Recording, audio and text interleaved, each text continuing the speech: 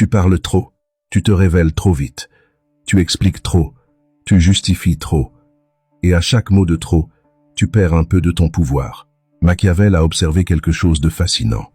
Les hommes les plus puissants parlent le moins. Ils gardent leurs intentions cachées. Ils ne mendient jamais l'attention. Ils ne s'expliquent jamais excessivement. Pendant que les faibles remplissent le silence avec des mots vides, les puissants laissent le mystère faire le travail. Les 16 prochaines minutes vont te montrer pourquoi tu dois fermer ta bouche, pourquoi le mystère est magnétique, et pourquoi mendier, même subtilement, te détruit. Écris mystère en commentaire si tu en as marre d'être transparent et ignoré. Bienvenue sur Pensée Nue.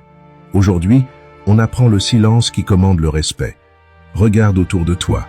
Les gens qui parlent le plus ont le moins de pouvoir.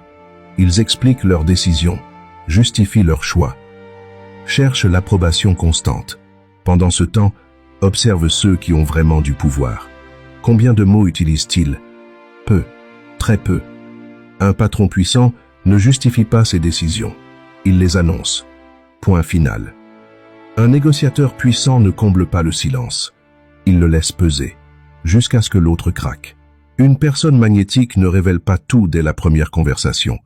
Elle garde des zones d'ombre, des mystères, des questions sans réponse. Machiavel lui-même était un maître de ça. Dans Le Prince, il ne révèle jamais tout. Il laisse des ambiguïtés, des interprétations multiples, des non-dits puissants. Résultat, 5 siècles plus tard, on analyse encore ses textes, on débat encore de ses intentions. Le mystère a créé l'immortalité. Maintenant, pense à ta propre vie. Combien de fois tu t'es surexpliqué et tu as semblé faible? Combien de fois tu as mendié l'attention et tu as été ignoré? Combien de fois tu as tout révélé et les gens ont perdu l'intérêt? Ça s'arrête aujourd'hui. On va déconstruire 3 comportements qui tuent ton pouvoir, puis reconstruire l'approche machiavélienne qui crée le magnétisme. Mets un like si tu es prêt à la fermer et devenir puissant. Première leçon de pouvoir. Arrête de tout révéler. Les gens ordinaires sont des livres ouverts. Tu leur poses une question, ils déversent leur vie entière. Leurs problèmes, leurs insécurités, leurs plans, leurs peurs. En une conversation, tu connais tous d'eux et tu as perdu tout intérêt. Voilà la vérité que personne ne te dit. L'intérêt humain vient du mystère, pas de la transparence totale. Tu veux qu'on pense à toi? Laisse des blancs, des zones d'ombre, des questions sans réponse. Observe les gens fascinants. Qu'est-ce qu'ils ont en commun? Tu ne sais jamais tout. Ils ne révèlent qu'une partie. Le reste reste caché. Et c'est exactement ce qui crée l'attraction magnétique. Exemple concret. 2 personnes à un événement networking. Personne A. Quelqu'un demande « Qu'est-ce que tu fais ?» Elle répond « Oh, je travaille dans le marketing digital. J'ai commencé il y a 5 ans. J'ai eu 3 jobs différents. Là, je suis chez X entreprise. On fait du SEO principalement, mais aussi des annonces payantes. J'aime bien, mais c'est pas évident avec mon boss qui est assez difficile. Et 15 minutes plus tard, tu connais sa vie, son salaire, ses problèmes, ses aspirations, ses échecs. Plus rien à découvrir. Intérêt. 0. Personne B, même question. Elle répond. Je travaille sur des projets de croissance digitale. Pause. Elle ne développe pas. Elle attend. L'autre. 1. Intéressant. Pour qui? Elle. Quelques entreprises dans la tech. Et toi? Qu'est-ce qui t'amène ici? Tu vois ce qu'elle vient de faire? Elle a donné le minimum. Puis elle a retourné la conversation. Résultat? L'autre personne est intriguée, veut en savoir plus, se souviendra d'elle. Machiavel conseillait au prince. Ne révèle jamais tes intentions complètes.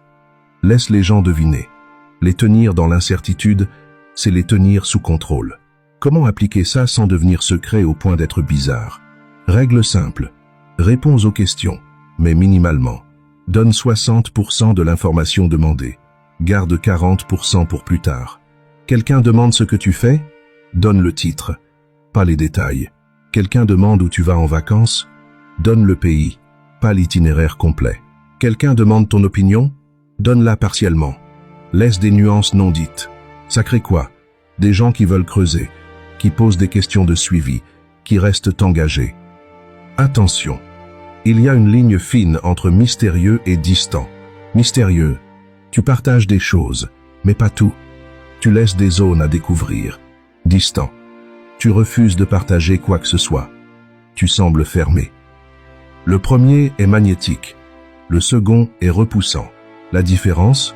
Le mystérieux partage stratégiquement. Le distant ne partage jamais. Autre exemple. Les réseaux sociaux. Regarde les gens que tu trouves fascinants en ligne. Qu'est-ce qu'ils font? Ils ne postent pas leur vie entière. Ils montrent des fragments, des moments choisis, des aperçus. Pendant que l'influencé basique montre chaque repas, chaque pensée, chaque moment de sa journée, la personne magnétique montre 20% de sa vie. Et c'est exactement ce 80% caché qui crée l'obsession. Les gens veulent combler les blancs. Leur cerveau ne supporte pas l'information incomplète. Donc ils restent, ils reviennent, ils s'engagent. Cette semaine, expérimente. Dans chaque conversation, donne moins d'informations que ton instinct te dit. Partage 60% au lieu de 100%. Observe la différence. Les gens vont plus s'intéresser à toi, poser plus de questions, se souvenir de toi, parce que tu es devenu une énigme, et les énigmes sont irrésistibles. Écris 60% en commentaire si tu vas appliquer cette règle. Deuxième leçon de pouvoir. Le silence est ta meilleure arme. Tu as peur du silence, donc tu le remplis avec des mots inutiles, des justifications, du bruit. Et à chaque mot de remplissage, tu affaiblis ta position. Les gens puissants comprennent quelque chose que tu ignores. Le silence est inconfortable pour tout le monde, mais celui qui le brise en premier perd. Machiavel écrivait « Dans le silence, l'homme révèle sa vraie force. Les faibles parlent pour combler le vide. Les forts laissent le vide parler pour eux. » Observe une négociation entre un novice et un expert. Le novice présente son prix. Donc je pensais à 5 000 €, mais je peux être flexible. Genre si c'est trop, on peut discuter. Je veux dire, ça dépend de... Il vient de tout perdre. Il a montré sa faiblesse. Il a révélé qu'il va baisser son prix. Il a tué son pouvoir. L'expert présente son prix. 10 000 €. Silence. Il ne dit rien de plus. Il attend. L'autre partie. C'est un peu élevé? On peut négocier? L'expert. Silence de 2 secondes. Puis, c'est mon tarif pour ce type de projet. Nouveau silence. L'autre partie commence à se justifier, à expliquer son budget, à proposer des compromis. L'expert n'a fait que 2 choses. Dire son prix et se taire. Le silence a fait tout le travail. Pourquoi le silence est si puissant? Parce qu'il crée un vide.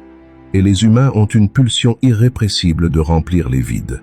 Si tu ne dis rien après une affirmation, l'autre personne va parler. Et en parlant, elle va révéler des informations, des faiblesses, des concessions potentielles.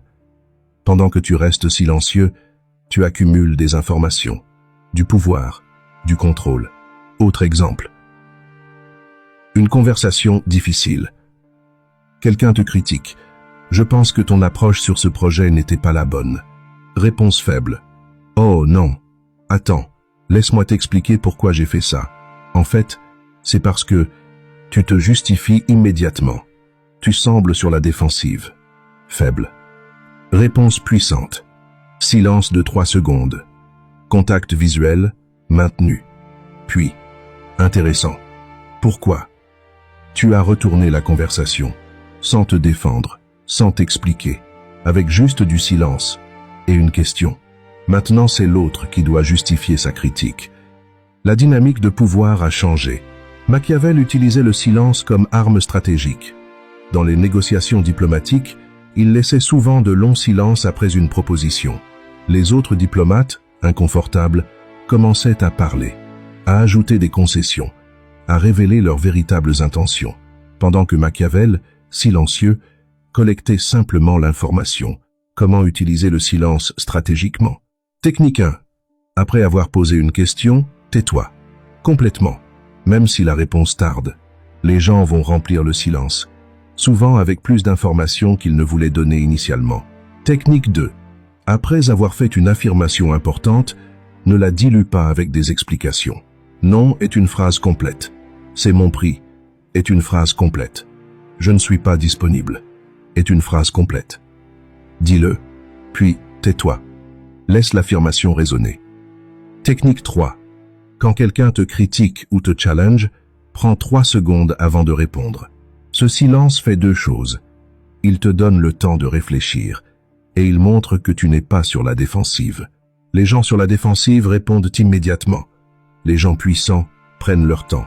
Attention, le silence n'est puissant que s'il est confortable pour toi.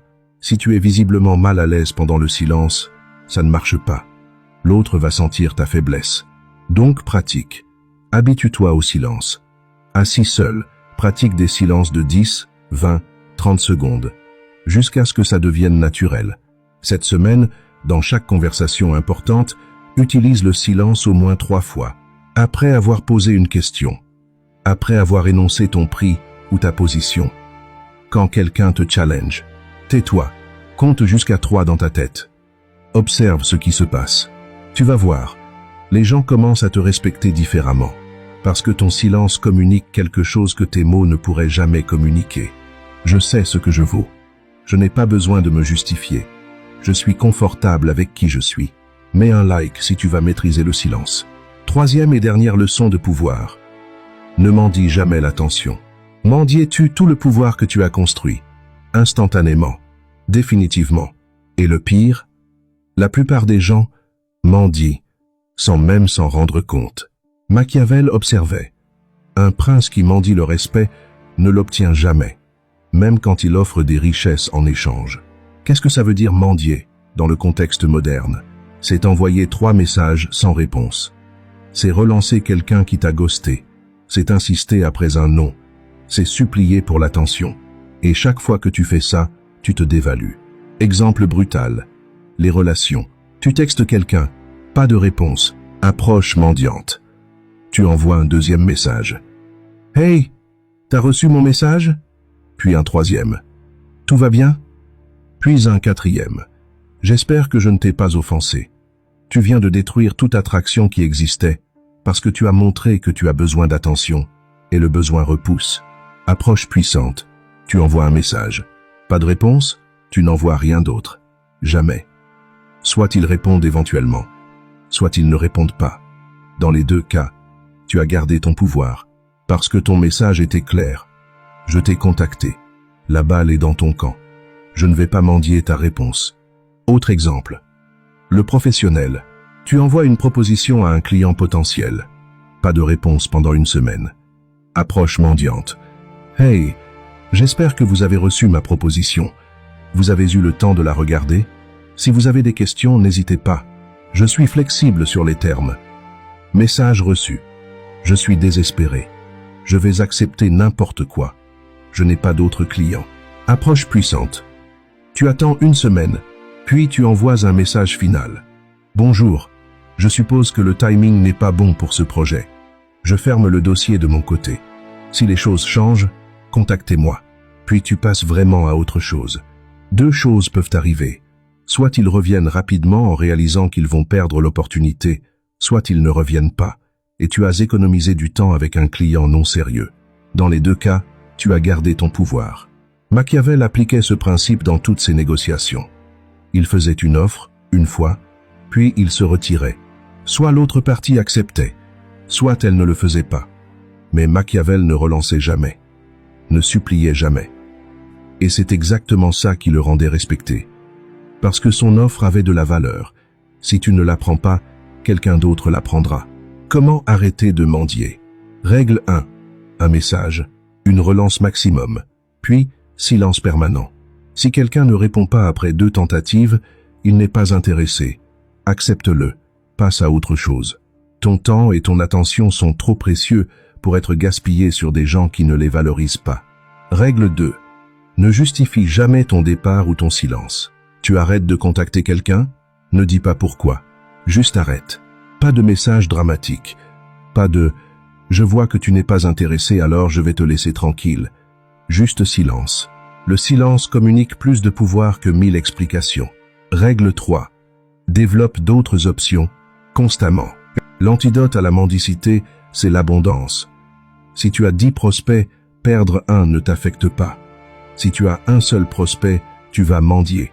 Donc, Travaille toujours sur plusieurs opportunités, plusieurs relations, plusieurs projets. L'abondance crée la nonchalance, et la nonchalance est magnétique. Exemple personnel.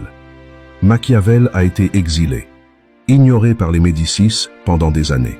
Il aurait pu supplier, mendier un retour en grâce, écrire lettre après lettre. Au lieu de ça, il a écrit Le Prince. Il a créé quelque chose de valeur, et il l'a envoyé une fois. Voilà mon travail. Prenez-le si vous voulez. Sinon, peu importe. Cette attitude de non-mendicité a rendu son œuvre précieuse, parce qu'elle n'était pas désespérée. Elle était offerte, à prendre ou à laisser. Cette semaine, identifie où tu mendies actuellement. Un client qui ne répond pas mais que tu relances constamment? Arrête. Une relation où tu donnes toute l'attention sans réciprocité? Retire-toi. Un projet où tu baisses tes standards pour être accepté? Refuse. Coupe la mendicité. Radicalement. Court terme, ça fait peur. Parce que tu vas perdre des gens. Des opportunités peut-être. Long terme, ça transforme tout. Parce que ceux qui restent te respectent, te valorisent, te cherchent. Et c'est exactement ces gens-là que tu veux dans ta vie. Écris jamais en commentaire si tu vas arrêter de mendier. Récapitulation. 3 principes de pouvoir machiavélien. 1. Ne révèle pas tout. Garde 40% pour toi. Laisse les gens deviner. Les tenir dans l'incertitude, c'est les tenir engagés. 2. Utilise le silence comme arme. Ne remplis pas les vides. Laisse les autres parler. Accumule l'information. Garde le contrôle. 3. Ne mendie jamais. Un message, une relance maximum, puis silence. Développe l'abondance. Retire-toi avec dignité. Maintenant parlons de ce qui se passe quand tu appliques ces 3 principes simultanément. Tu deviens magnétique. Les gens veulent comprendre ce mystère que tu représentes. Ils veulent percer ta carapace, découvrir ce que tu caches. Pendant que tout le monde autour est un livre ouvert, tu es un coffre verrouillé. Et les coffres verrouillés fascinent. Tes silences créent de l'inconfort. Et l'inconfort force les autres à se révéler, à te donner des informations, à faire des concessions. Ton refus de mendier te rend rare. Et la rareté crée la valeur. Si tu es toujours disponible, toujours là, toujours en train de chercher l'attention, tu n'as aucune valeur. Mais si tu es sélectif, distant, difficile à atteindre, soudainement tout le monde veut ton attention. C'est contre-intuitif. Mais c'est vrai. Machiavel l'a prouvé il y a 5 siècles. Les princes qui mendiaient l'amour de leur peuple étaient méprisés. Les princes qui gouvernaient avec distance et mystère étaient respectés. Pas aimés nécessairement, mais respectés. Et dans le jeu du pouvoir, le respect vaut infiniment plus que l'amour. Maintenant, l'avertissement important. Ces principes peuvent être mal utilisés. Tu peux devenir tellement mystérieux que personne ne peut te connecter, tellement silencieux que tu sembles vide, tellement distant que personne ne veut être proche de toi. L'équilibre est crucial. Tu dois être mystérieux, mais pas impénétrable, silencieux, mais pas muet, sélectif, mais pas totalement fermé. Comment trouver cet équilibre? Révèle des choses, mais stratégiquement, pas tout à la fois. Petit à petit, laisse les gens gagner l'accès à toi. Parle, mais avec intention. Chaque mot doit avoir un poids. Élimine le remplissage. Sois disponible, mais pas toujours. Crée des moments où tu es accessible et des moments où tu ne l'es pas. Le pouvoir vient de cette tension entre accessible et inaccessible, entre révélé et caché, entre présent et absent. Machiavel maîtrisait cette tension. Dans Le Prince, il révèle beaucoup, mais jamais tout. Il parle clairement, mais laisse des ambiguïtés. Il est présent dans son texte, mais distant dans ses conclusions. Cette tension crée l'immortalité. 5 siècles plus tard, on essaye encore de comprendre complètement Machiavel. Tu veux créer le même effet dans ta sphère? Petite échelle, mais même principe.